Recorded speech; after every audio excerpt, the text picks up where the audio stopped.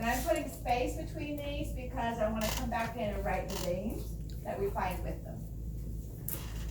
So marginal artery is a branch of the right coronary. As I said, the right coronary continues around the posterior aspect of the heart. And here it comes between the right atrium and right ventricle. And it stops here and gives off its last branch. Some of the diagrams show it continuing with the circumflex artery. There should be no continuance. Okay, there's a gap there. So this vessel, this is still the coronary artery, so I'm going to put another 1 here to show that that's still the right coronary on the back of the heart.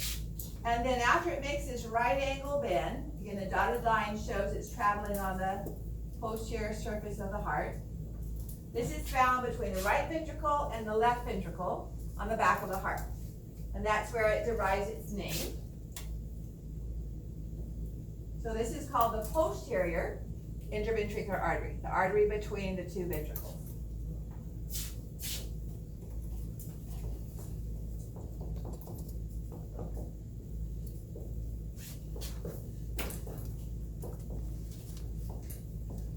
Okay, so right coronary artery with its 2 branches, marginal and posterior interventricular. Now the left coronary artery is very short. You can barely see it on your model because most of it is covered up by the pulmonary trunk. Okay, it's about 1.5 inches long, and you can probably see about 1/2 inch to this side of the pulmonary trunk. So most of it's going to be covered up by that. It almost immediately divides. So the right coronary artery goes all the way around the heart. The left is off a branch that goes all the way around, but the left itself is relatively short. So that's left coronary.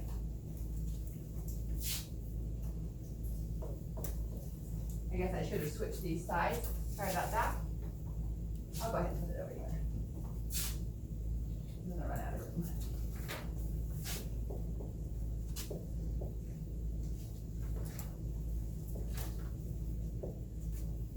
And it gives off 2 branches. So our right coronary artery gave off marginal and posterior interventricular. Okay.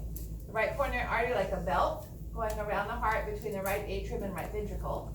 Left coronary artery gives off a branch between the 2 ventricles and then a branch that goes around like a belt as well. So coming down on the anterior side, so I'm not going to draw a dotted line here, between the right ventricle and the left ventricle, we have the anterior interventricular artery.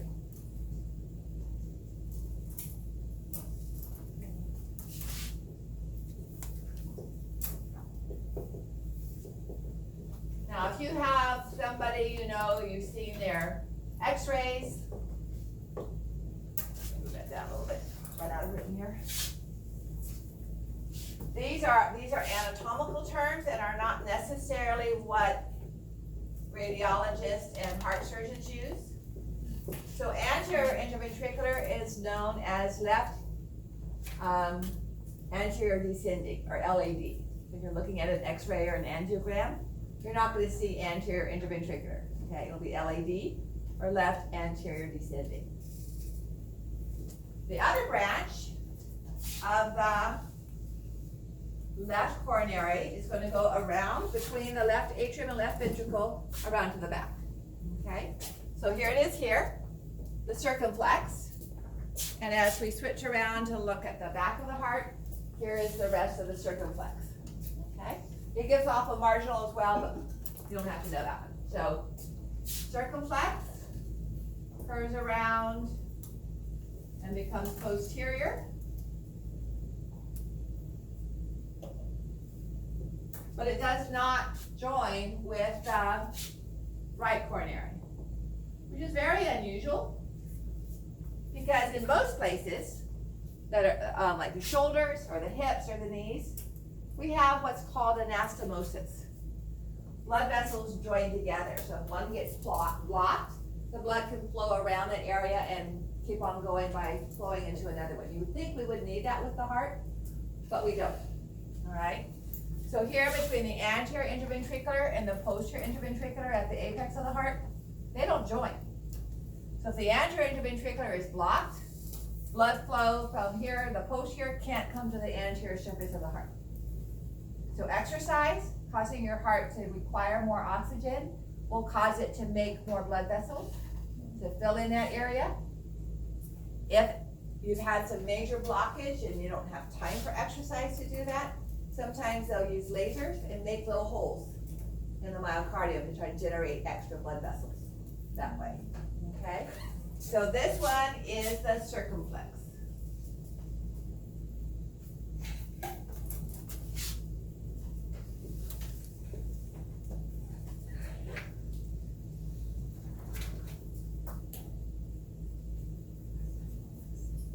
So we have 6 arteries, 2 major ones, right and left coronary, and each one has 2 branches that I'd like you to learn. So back to the front, right coronary artery, giving off the marginal down the right side of the heart, going around to the back, and as the right coronary artery and ending as the posterior interventricular in the groove between the 2 ventricles.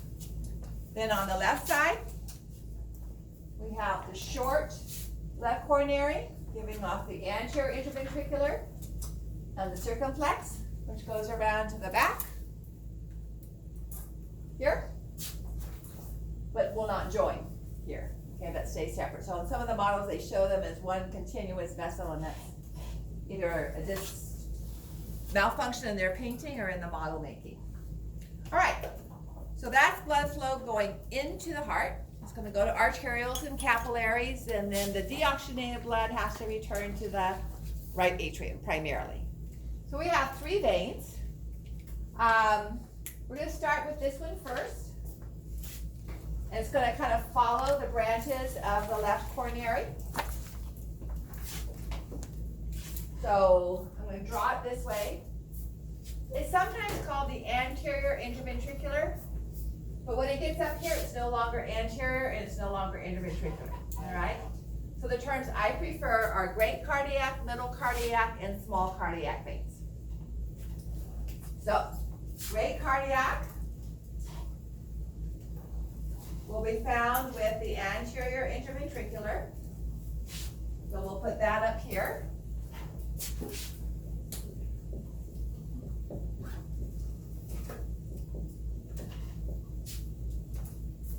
I'll just write that name in.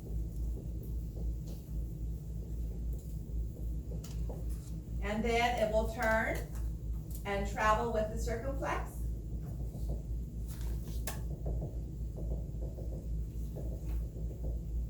So we'll put that one here with the circumflex.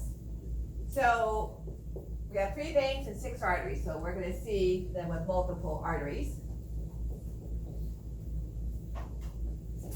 And most importantly, the great cardiac vein dilates to become the coronary sinus.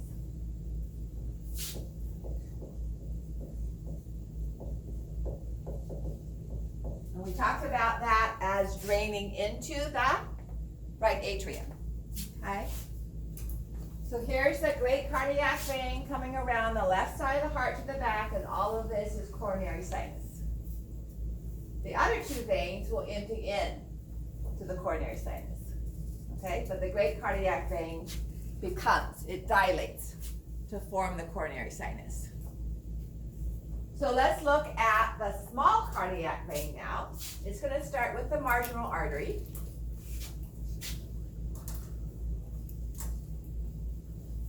In fact, that's a good way to find the marginal artery because the small cardiac continues.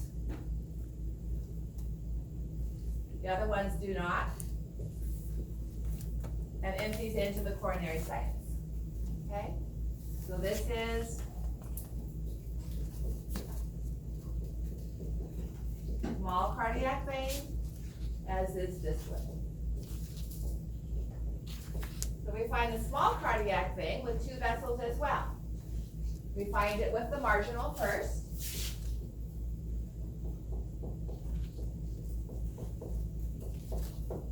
we find it with the right coronary.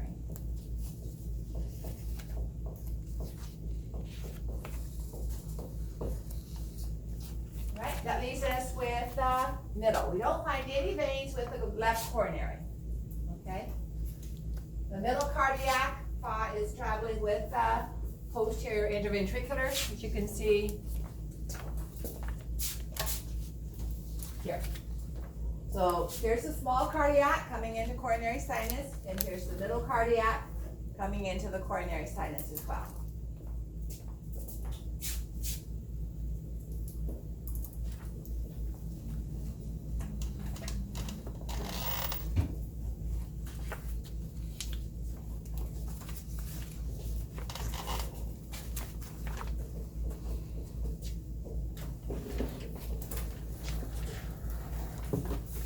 We only find it with the posterior interventricular artery.